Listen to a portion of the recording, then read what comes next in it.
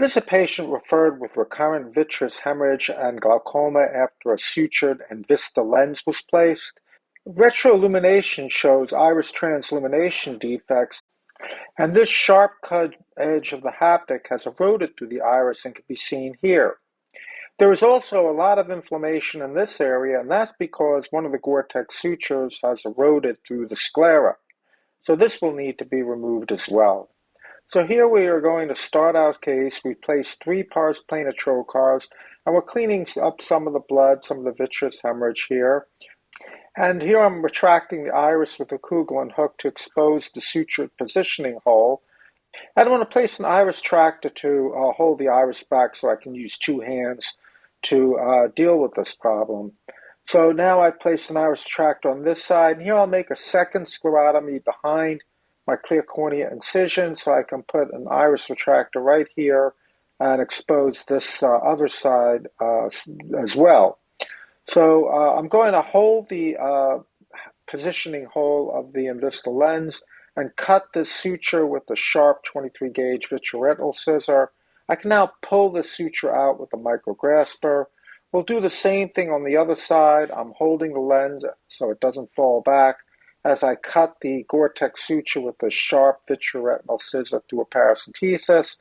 I can pull this suture out with a micrograsper from inside the eye without having to take down conjunctiva to remove it. We're now going to cut the lens about 90% of the way through so we can cartwheel it out. This way I don't have to worry about one half of the lens falling back on the retina while I'm removing the other half. So here I'm going to protect the back of the cornea with the Sinskey hook as I cartwheel this lens out of the eye. We'll now inject the new 3-piece lens, which is an AR40. This is going to unfold over the iris. I'm now making my 30 gauge needle pass, and I want to come in parallel to the limbus and then bevel down. So I enter the anterior chamber under the iris, about 2.3 millimeters back from the limbus. I'm inserting the leading haptic about 2 to 3 millimeters with a 25 gauge micro forceps. And then what I'm going to do is let this go behind the iris, drop the other haptic in the eye, and 180 degrees away, we'll do our second needle pass, which again is tangential to the limbus.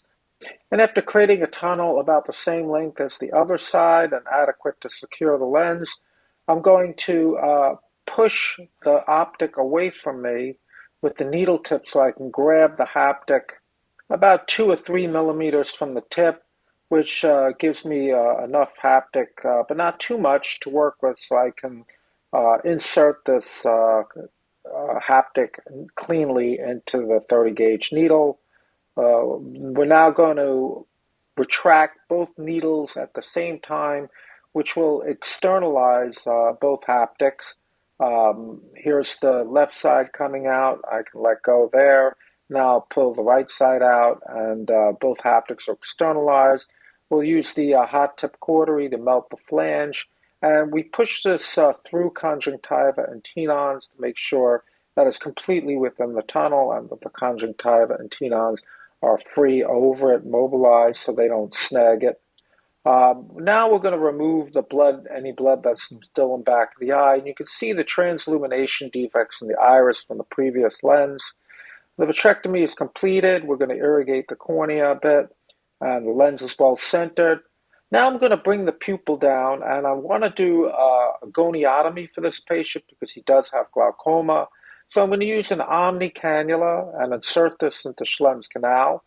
And we'll do 180 degrees here of viscoelastic injection into Schlemm's canal.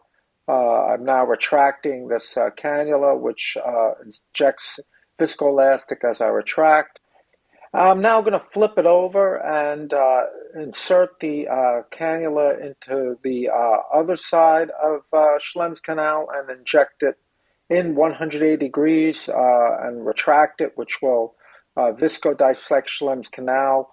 You'll notice I have the infusion on, which maintains the chamber, rather than using viscoelastic to maintain the chamber. After I pull the cannula back, I'm going to reinsert it into Schlenn's canal because I've done my viscodissection, and now I'm going to do my goniotomy on both sides. So this will provide 360 degrees of goniotomy as I re-inject the cannula into the canal and pull it out.